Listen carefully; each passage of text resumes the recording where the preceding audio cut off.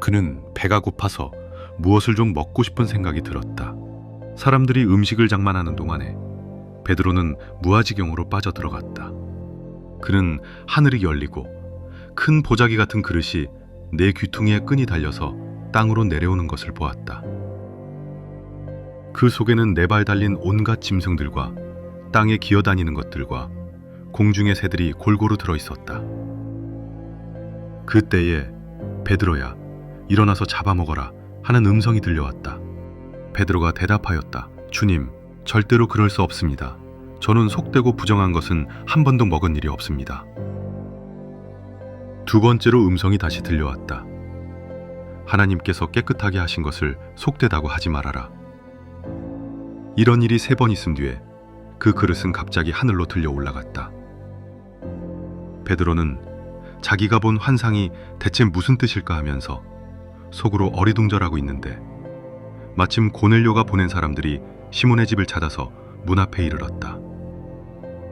그들은 큰 소리로 베드로라는 시몬이 여기에 묵고 있는지를 물었다.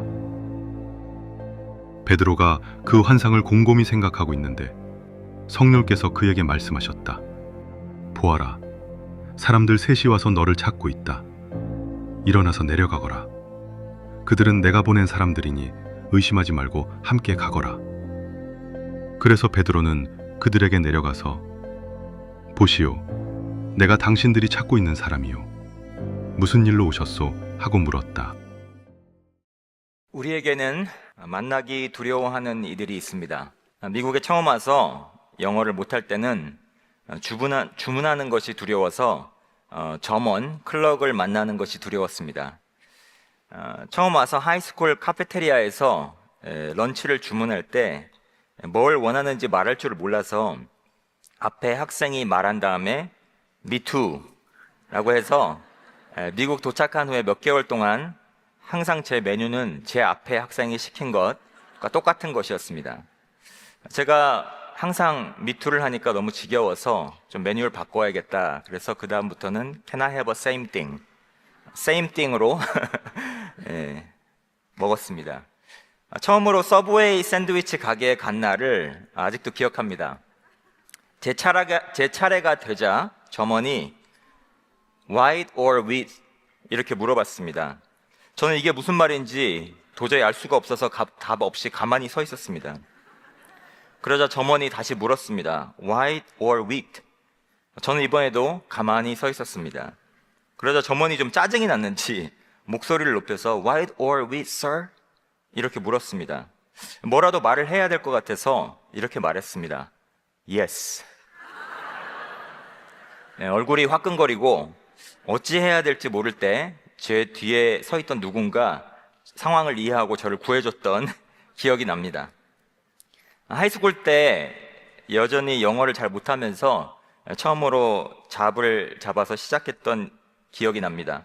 이번에는 제가 그로서리 스토어에서 일하는 클럭이 되었습니다. 전에는 점원이 무서웠는데 이제는 손님이 무서워졌습니다. 때로는 손님이 말하는 것을 제가 알아듣지 못했기 때문입니다. 하루는 손님이 저에게 물었습니다. Where can I find Snackwell?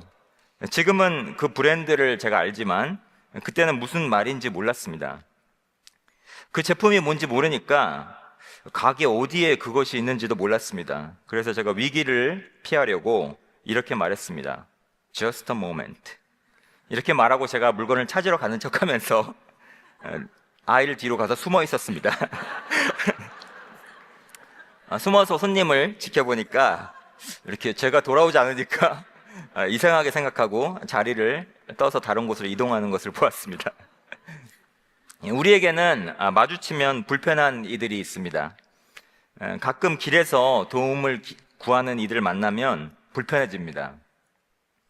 그들이 계속 눈을 맞추려 쳐다보거나 내 곁으로 다가오면 몸이 굳어지고 텐스해지고, 운전을 하다가 도움을 구하는 사람들이 다가오면 차 문이 잘 잠겼나 다시 확인하고, 지금 신호가 레드라이트면 빨리 그린라이트로 바뀌기를 기다립니다. 몇 년 전에 한 도시에서 아는 사람과 점심 식사를 하고 또 다른 사람에게 음식을 전달해 주려고 음식을 포장해서 막 차에 타려고 하는데 누군가 제가 있는 쪽으로 걸어왔습니다. 얼핏 보니까 홈레스나 또는 하루 일할 곳을 찾고 있는 거리에 있는 노동자 같았습니다. 그와 눈을 맞추자 그 사람이 이렇게 말했습니다. 제가 도움이 필요한데 혹시 도와줄 수 있나요? 돈을 달라는 얘기로 들려서 이렇게 말했습니다. 제가 지금 캐시가 하나도 없는데 대신 방금 포장한 새 음식이 있습니다. 이걸 원하시면 드리겠습니다. 그가 원한다고 해서 제 음식을 그에게 주고 이제 빨리 차에 타서 자리를 떠나려고 하는데 그 사람이 또 말했습니다. 혹시 저를 안아주실 수 있나요? Can you hug me? 제가 만만해 보였는지 아니면 정말로 허그가 필요한 건지 모르겠지만 순간 여러 생각이 들었습니다. 거리에서 사역하는 사람들은 거리에서 만난 사람과 기도하는 경우가 생기면 눈을 감고 기도하지 말아라 이렇게 어드바이스를 합니다. 왜냐하면 눈을 감고 기도하다가 어떤 순간 위험한 일을 당할지도 모르기 때문입니다. 근데 그날은 왠지 그를 안아주는 것이 맞다는 판단이 들었습니다. 그래서 위험을 무릅쓰고 그를 안았습니다. 몇 초가 되지 않는 그 시간이 마치 영원처럼 느껴졌습니다. It felt like eternity. 나는 릴렉스하고 싶은데 내 몸은 자꾸 이렇게 긴장 상태에 있었습니다. 포옹을 마치고 허그를 마치고 이제 진짜 차에 타려고 하는데 그가 또 물었습니다. 혹시 괜찮으시면 저를 가까운 장소까지 좀 라이드 해주실 수 있나요? Can you give me a ride? 갑자기 공포가 몰려왔습니다. 이 사람이 혹시 내 차를 훔쳐서 도망가려고 그러나? 그런데 마음속에 성령님께서 괜찮다 하시는 것 같았습니다. 평소에 나는 불안이 높고 안전을 중요하게 생각하는데 그날은 성령님께서 마음에 평안을 주셨습니다. 낯선 사람과 차를 타고 가려니까 여간 불편하고 어색한 게 아니었습니다. 그래서 제가 침묵을 깨고 말을 걸었습니다. 이름이 뭔가요? 그가 답했습니다. 라파엘입니다. 아, 그렇군요. 요즘 어떻게 지내세요? 하루 벌어 하루 사는 일용직 노동자인 것 같은데 일은 잘 잡히나요? 그가 답했습니다. 제가 매일 주차장 파킹랏에서 누군가 저를 하루 동안 고용해 하이어해 주기를 기다립니다. 제가 하이어 될 때도 있고 허탕을 칠 때도 있습니다. 그리고 그가 다음에 한 말에 저는 충격을 받았습니다. 제가 감옥에 갔다 온 지 얼마 되지 않아서 정식으로 잡을 잡기가 어렵네요. 감옥에서 나왔다. 그 말을 듣는 순간 저는 얼어붙으며 머릿속에 이런 상상이 들었습니다. 내일 뉴스에 나올 저의 사건. 어떡하지? 가족들한테 작별 인사도 못하고 왔는데. 이런 생각이 들었습니다. 어색한 침묵이 이어졌습니다. 그리고 그가 원하는 곳까지 데려다 주었습니다. 저는 마지막까지 긴장을 놓지 않았습니다. 그가 차에서 내리며 이렇게 말했습니다. 오늘 집에서 나오면서 이렇게 기도했습니다. 하나님, 누군가 저에게 오늘 하나님의 사랑과 위로를 전해줄 사람을 만나게 해달라고. 당신이 오늘 제가 한 기도의 응답이었습니다. 고맙습니다. 그 말을 하고 그는 사라졌습니다. 그가 떠나자 드디어 이제 긴장된 몸과 마음이 릴렉스 되었습니다. 저는 평상시에 늘 이렇게 살지는 못합니다. 그런데 그날은 성령님께서 그런 용기를 주셨습니다. 그 사람이 저같이 마음이 약한 사람을 이용한 사기꾼이었는지 하나님이 보낸 천사 라파엘이었는지 저는 지금도 알지 못합니다. 그러나 그날 그 낯선 자, stranger와의 만남은 저에게 지금까지 강렬한 인상을 남겼습니다. 세상에서는 만나서는 안 되고 또 친구가 되면 안 되는 이들이 있습니다. 미스터 선샤인이라는 K-드라마에서 슬레이브 출신의 보이 유진 초이가 고애신이라는 양반 집안의 여자와 사랑에 빠지지만 둘의 사랑은 스테이터스, 신분의 차이를 넘어서 이루어지기 어려웠습니다. 미국에서는 1967년까지 white people, non-white people이 결혼하면 illegal, 불법이었습니다. 불과 60년 전의 일입니다. 지금 나이가 있는 세대는 그 시대를 몸으로 통과했습니다. 1967년 6월 12일에 미국의 수프림 코트는 인종 간 결혼을 금지하는 법이 위헌이다, 일리걸이다라고 판결했습니다. 이 사건을 다룬 러빙이라는 영화가 있습니다. 이 사건은 화이트 메일과 블랙 피메일이 실제로 결혼함으로써 생긴 사건입니다.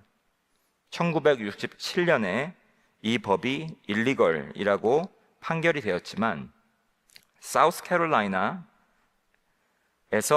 주 헌법에서 인종 간 결혼 금지를 공식적으로 삭제한 것은 1998년이었습니다. 엘라바마 주는 2000년도에 실제로 이 법을 없앴습니다. 믿어지시나요? 불과 25년 전 일입니다. 1967년부터 이미 효력을 잃은 법이었지만 실제 사람들의 마음속에서 삭제되기까지는 그만큼의 시간이 걸린 것입니다. 오늘 본문에서 우리는 서로 절대로 친구가 되면 안 되는 두 명의 등장인물을 만납니다. 베드로는 유대인이었고 고넬료는 로마의 군인 장교였습니다. 비유를 들자면 한국이 일본의 식민지 시대를 받고 있을 시기, 한국 교회 지도자와 일본군 장교라고 생각하면 어떨까 싶습니다. 유대인은 베드로와 이방인 고넬료가 만나 서로의 집에서 밥을 먹으면 안 되고 친구가 되면 안 되고 가족이 될 수 없었습니다. 그것은 불법이었습니다. 오늘 본문인 사도행전 10장에서 저자인 누가는 마치 영화 디렉터처럼 두 장면을 통해서 스토리의 빌드업을 보여줍니다. 여러분 한번 상상해 보세요. 넷플릭스의 새 드라마 금지된 만남 시작 장면이라고 상상하면서 여러분이 촬영 디렉터가 돼서 이 장면을, 빌드업 장면을 한번 상상해 보세요. 머릿속에. 첫 장면, 가이사라라는 곳에 로마 군대의 장교 고넬료가 서 있는데 갑자기 천사가 나타나는 장면입니다. 여러분 상상하고 계시나요? 머릿속에? 고넬료는 유대인들이 믿었던 하나님을 찾던 경건한 사람이라고 본문은 기록하고 있습니다. 그는 기도와 구제에 힘썼다고 합니다. 그런데 그에게 어느 날 천사가 나타나 30마일 떨어진 요빠라는 곳에 머물고 있는 베드로라는 사람을 만나서 데려오라고 디테일한 인스트럭션을 줍니다. 그게 첫 장면이었고요. 이제 장면이 바뀝니다. 빌드업의 두 번째 장면. 기도하려고 옥상에 올라갔던 유대인 베드로가 갑자기 환상을 보는 장면입니다. 갑자기 하늘에서 보자기가 내려오는데 보자기 안에는 다양한 리빙 크리처들이 있었고 그것은 유대인들이 절대로 먹으면 안 된다고 생각하는 부정한 동물들이었습니다. 그것을 먹으라는 음성이 계속해서 들렸고 베드로는 속되고 부정한 것을 먹을 수 없다라고 합니다. 만약 베드로가 한국 사람이었다면 다 먹을 수 있었을 텐데 순대, 산낙지, 곱창, 족발, 닭발 이런 얘기를 들었습니다. 만약 아담과 하와가 한국 사람이었다면 절대로 죄가 이 세상에 들어오지 않았을 것이다. 그냥 뱀이 유혹할 때 뱀을 잡아먹었을 테니까. 그러나 베드로는 한국 사람이 아니었습니다. 베드로는 그것을 먹을 수가 없었습니다. 그러자 이런 음성이 들려옵니다. 하나님께서 깨끗하게 하신 것을 속되다고 말하지 말아라. 그런 음성이 들려옵니다. 베드로가 혼란스러워하고 있는데 그 순간 밖에서 누군가 문을 두드립니다. 고넬료가 보낸 사람들이 막 도착한 것입니다. What a perfect timing. 이렇게 빌드업은 끝납니다. Now what's going on? What's going to happen next? How to Train Your Dragon, 드래곤 길들이기라는 애니메이션을 저희 가족이 참 좋아하는데요. 최근에 나온 실사편까지 보았습니다. 그 영화의 1편 사운드트랙에 Forbidden Friendship이라는 트랙이 있습니다. 바이킹들이 사는 버크 아일랜드, 버크섬에 드래곤들이 쳐들어와서 동물과 사람을 해치고 오랫도록 바이킹과 드래곤은 서로 코익지스트 할 수 없는 에너미로 지냅니다. 그런데 어느 날 주인공 히컵은 가장 위험하다고 알려진 전설의 드래곤 나이트 퓨리를 만나게 됩니다. 이건 다 스포일러가 아니라 트레일러에 다 있는 거기 때문에 제가 이 정도는 스포일 해도 된다고 생각합니다. 저는 고넬료와 베드로가 만나는 장면에서 마치 How to Train Your Dragon의 Forbidden Friendship 그 사운드트랙이 흘러나오는 것을 상상합니다. 드디어 베드로가 고넬료를 만나러 그가 머물고 있던 요바에서 30마일을 걸어서 또는 말을 타고 고넬료가 있는 가이사랴로 갑니다. 그리고 마침내 고넬료를 만나게 됩니다. 만나서는 안 될 사람 만나게 됩니다. 그리고 그 두 사람은 하나님이 서로에게 주신 비전의 두 조각이 하나로 맞추어지는 것을 보게 됩니다. 베드로가 고넬료와 고넬료의 집에 모인 사람들에게 예수 그리스도에 대한 복음을 명확히 나누자 고넬료와 그 자리에 함께 있던 이들 가운데 성령이 임하고 그것을 베드로와 또 그와 함께 갔던 일행들이 목격하게 된 것입니다.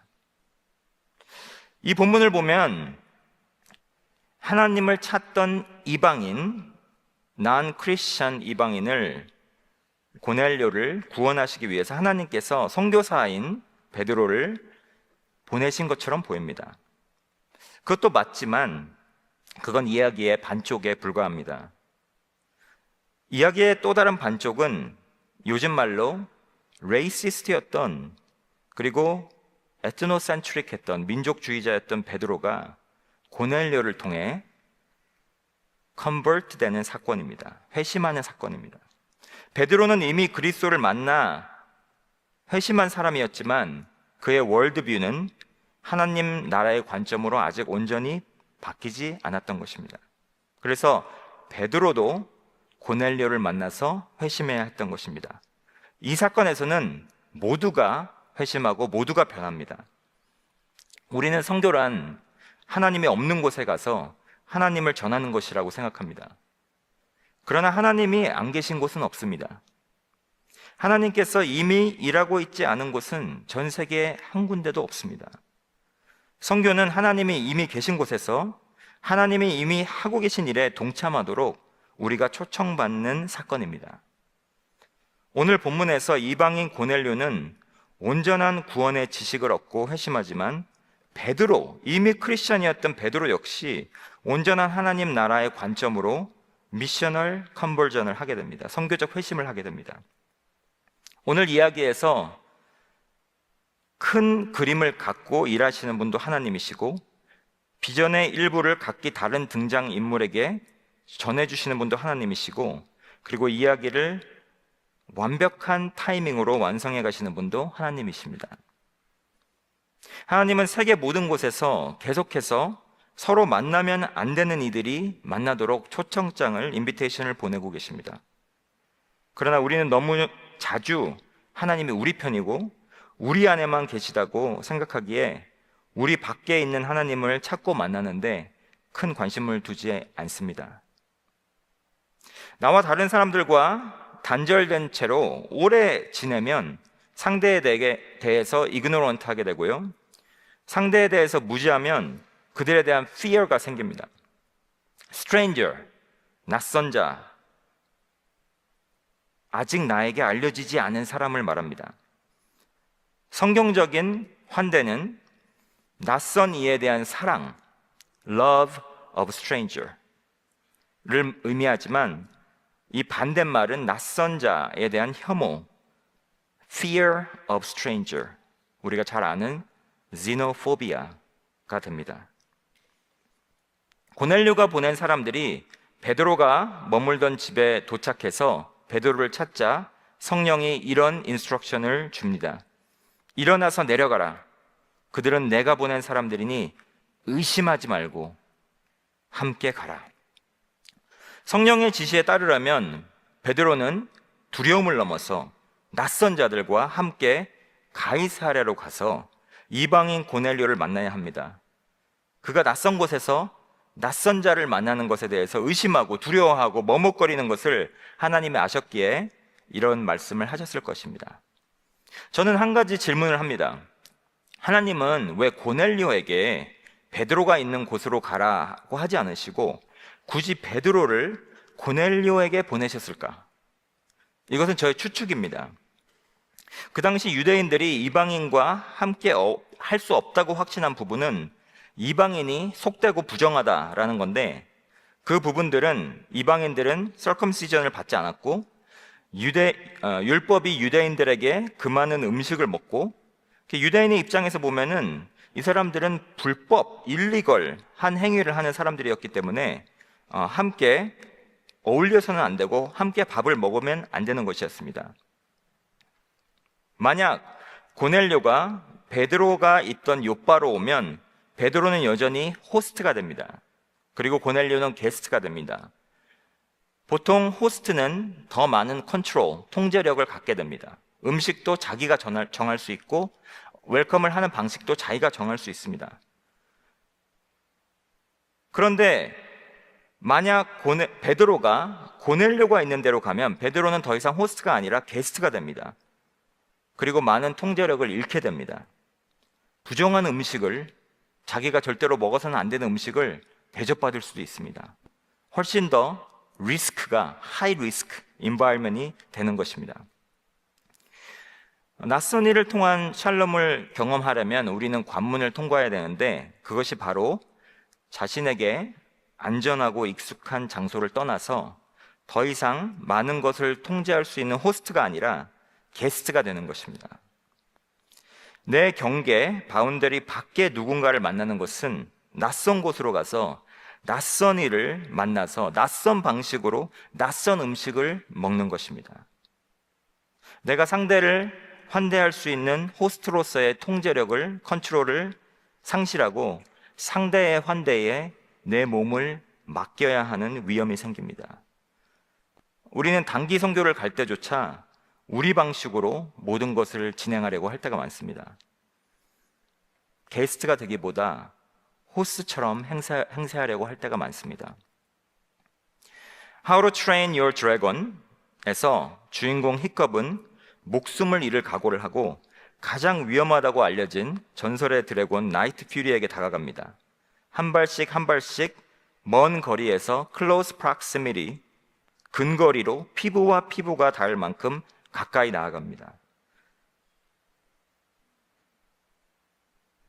제가 좋아하는 어린 왕자라는 책이 있는데요. Little Prince라는 책이 있는데, 거기서 캐릭터 여우가 친해지는 방법을 말해줍니다. 서로를 길들이기 위해서는 정해진 시간에 항상 나타나서 한 발자씩 조금씩 상대에게 다가가야 한다고 말합니다. 바로 그 방식으로 히컵은 나이트 퓨리에게 다가갑니다.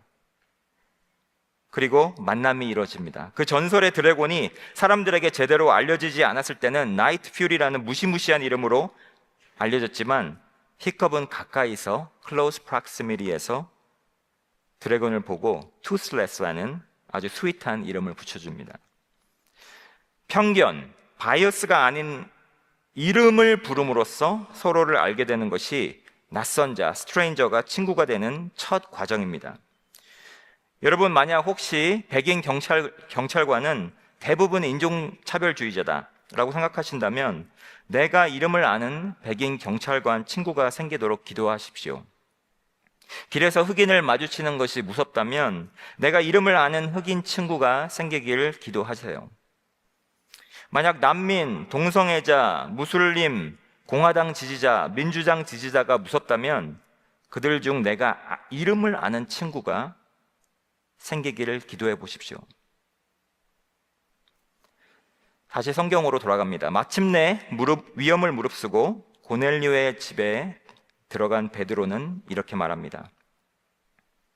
베드로가 입을 열어 말하였다. 나는 참으로 하나님께서는 사람을 외모로 가리지 아니하시는 분이고 하나님을 두려워하여 의를 행하는 사람은 그가 어느 민족에 속하여 있든지 다 받아주신다는 것을 깨달았습니다. 베드로는 하루 전까지만 해도 이런 메시지를 전할 수 없었습니다. 그의 티얼러지가, 그의 월드뷰가, 그의 confession of faith가 갑자기 변한 것입니다. 왜일까요? 하나님이 베드로에게 전에는 절대로 이런 메시지를 전하지 못하게 하신 걸까요? 하나님의 생각이, 하나님의 말씀이 갑자기 변한 걸까요? 이것은 원래 있던 복음의 내용이 바뀐 것이 아니라 이방인과 낯선 자를 통해 만난 베드로가 그 만남을 통해 기존에 갖고 있던 복음에 대한 퍼스펙티브 그리고 인터프레테이션이 확장된 것입니다. 사실 구약과 신약을 통틀어서 하나님은 일관적으로 이방인들을 사랑하라고 하셨습니다. 웰컴하라고 하셨습니다. 그리고 예수님도 유대인뿐 아니라 이방인들에게 다가가셨고 사랑하셨습니다. 구원을 베푸셨습니다. 그 이야기가 성경에 넘쳐나죠. 사도행전 10장까지 오기 전에도 여러 이방인들이 복음을 듣고 구원받은 경우가 있습니다. 베드로는 어쩌면 고넬료가 이방인들이 예수 그리스도를 믿게 된 그 사건을 통해서 예수님을 따라다니면서 예수님이 이방인들에게 환대를 베푸시고 그들의 집에 가서 먹고 마시고 그들에게 복음을 전하셨던 그 많은 순간들을 떠올렸을 수 있습니다. 베드로의 뇌에, 브레인에 강력한 복음과 샬롬의 인터그레이션이 일어난 장면을 여러분들이 만약 무비 디렉터라면 어떻게 표현하시겠습니까? 미국에서는 노예 제도가 지속된 수백 년의 시간 동안 미국의 많은 교회들이 그것을 성경적으로 지지하는 해석을 했습니다. 워싱턴 DC의 바이블 뮤지엄에는 한때 실제로 노예 제도를 지지하기 위해서 노예 주인들이 짜집기 했던 슬레이브 바이블을 전시하기도 했습니다. 노예 제도 이후에도 1876년부터 1965년 거의 100년간 이 미국에서 짐 크로우라는 유색 인종 차별법이 있었습니다. 그동안 많은 미국의 교회들은 이 법을 성경적으로 옳은 것이라고 해석하고 지지했습니다. 그러면서 전 세계에 선교사들을 보냈습니다. 어떻게 이런 일이 가능했을까? 그런 생각이 들면서도 나중에 몇십 년이 지나고 나면 우리 이후의 크리스찬들이 2025년에 우리 지금의 크리스찬들을 보면서 어떻게 그 시대 그리스도인들은 이런 것을 그냥 묵인하고 침묵할 수 있었을까? 이렇게 묻는 부분이 있지 않을까 생각합니다. 지금 이 시대의 그리스도인은 우리가 스스로 인지하지 못하고 너무나 묻어져서 볼 수 없는 것들이 있지 않을까요? 저는 이 시대에 우리가 묵인하고 있는 것들 중 하나가 복음을 민족주의, 에스노센트릭, 그리고 국가주의, 내셔널리즘으로 해석하고 있는 것이라고 생각합니다. 저는 한인교회의 기도 가운데 이런 기도를 종종 듣고 자랐습니다.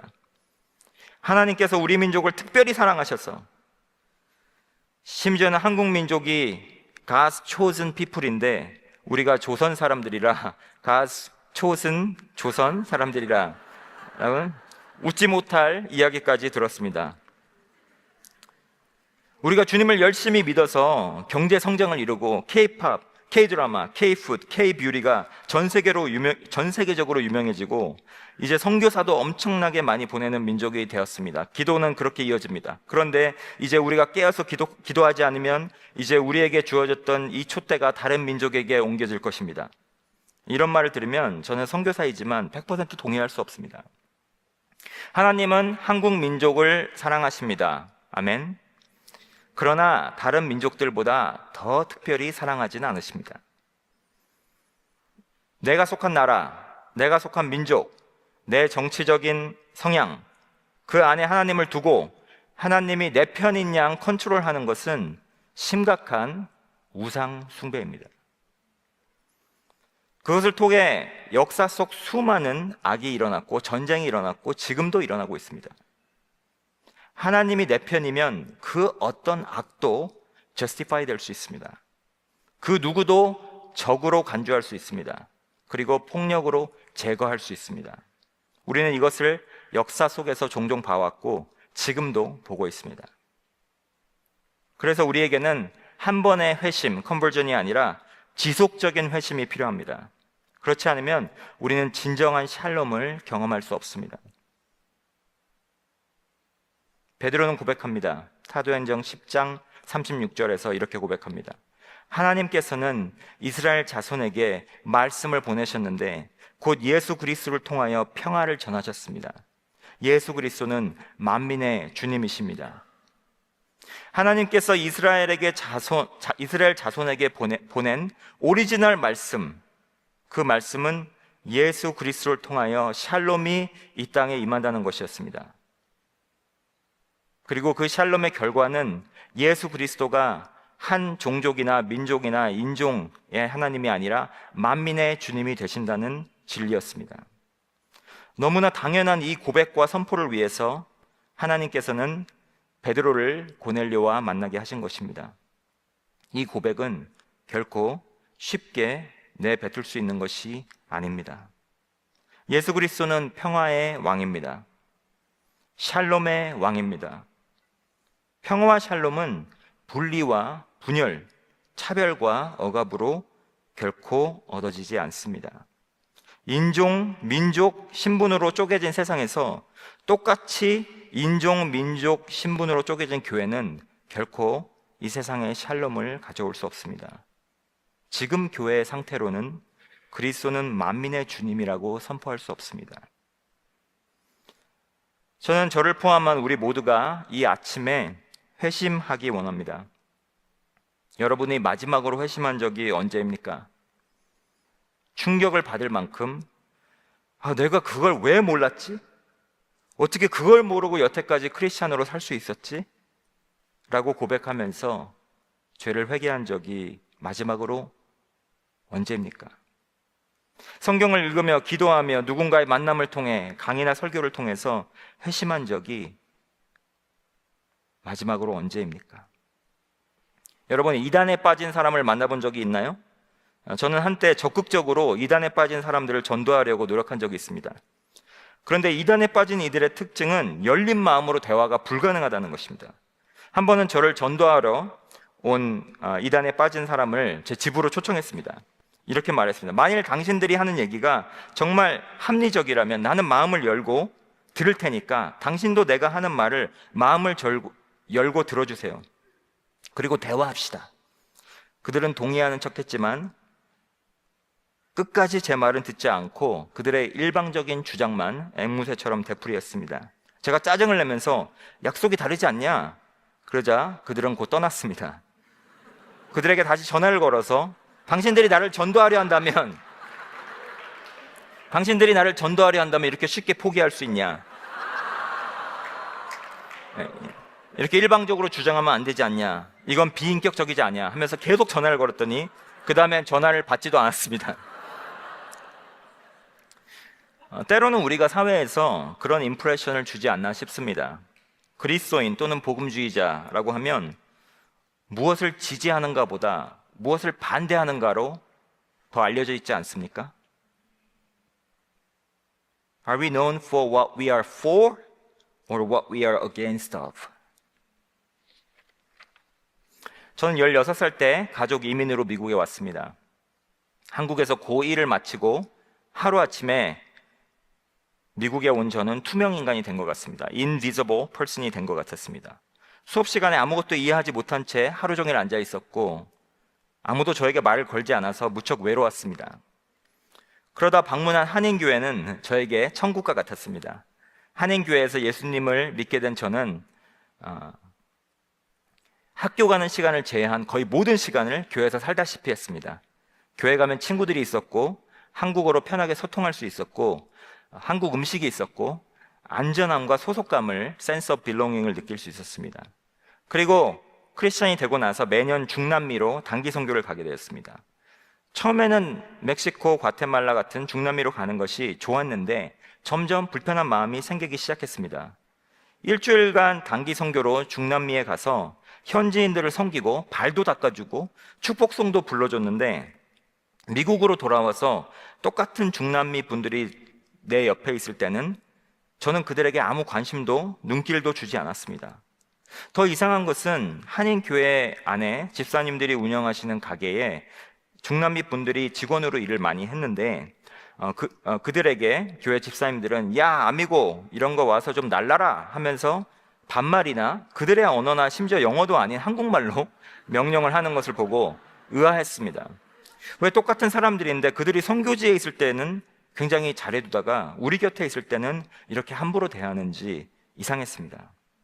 한인교회에서 찬양을 할 때면 늘 주의 나라 임하소서, 모든 열방 주 볼 때까지, 이런 가사가 굉장히 많이 나왔는데, 저는 다민족, 다인종, 다민족 국가인 미국에 살면서도 모든 시간을 한인들과만 먹고 마시고 놀고 예배했습니다.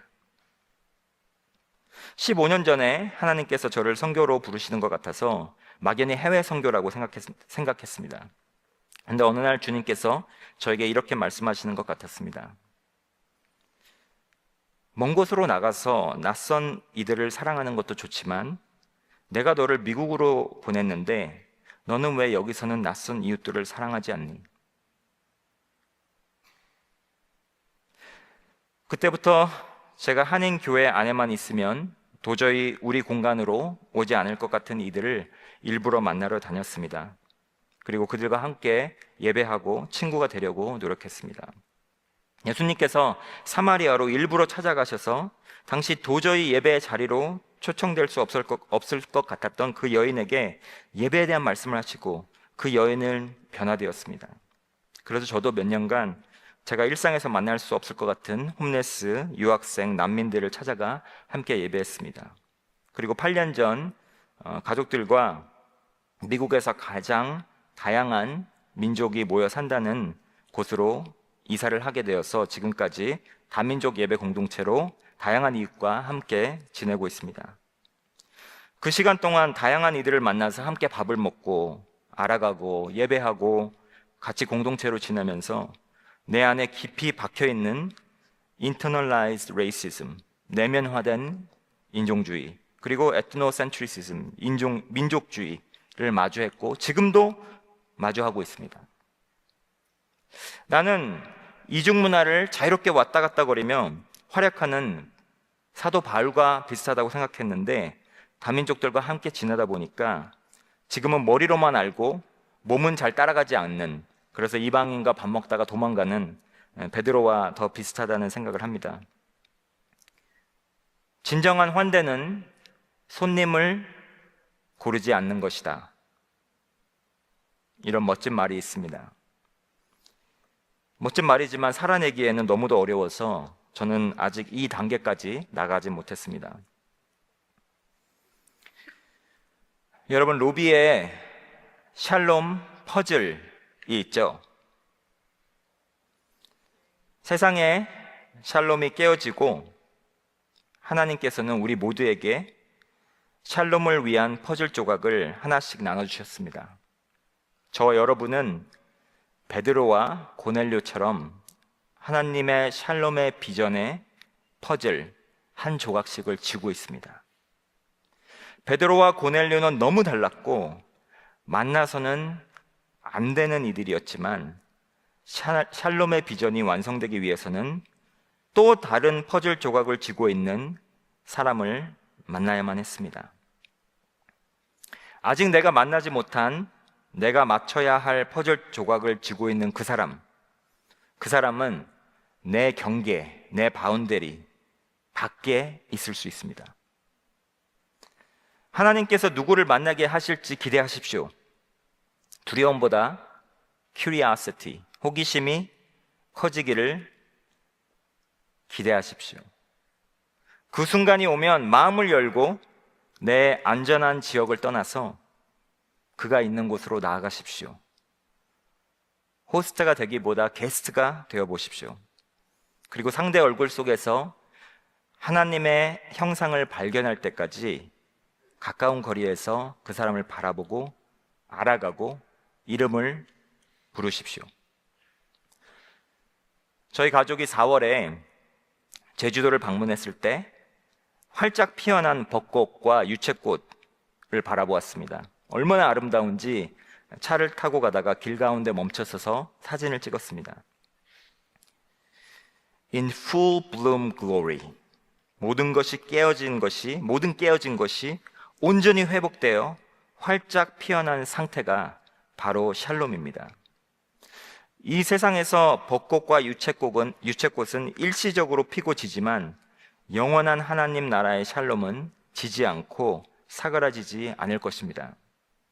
그 샬롬이 in full bloom glory로 영원히 임할 때까지 열린 마음으로 내 경계 밖에 있는 낯선이 스트레인저를 통해 찾아오는 샬롬을 기다리고 기대하는 저와 여러분이 되었으면 좋겠습니다.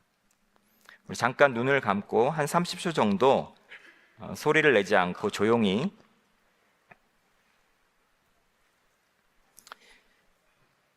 하나님이 언젠가 나에게도 고넬료를 보내주시고 만나라고 하실 때 그 고넬료가 어느 인종일지 어떤 사람일지 알지 못하지만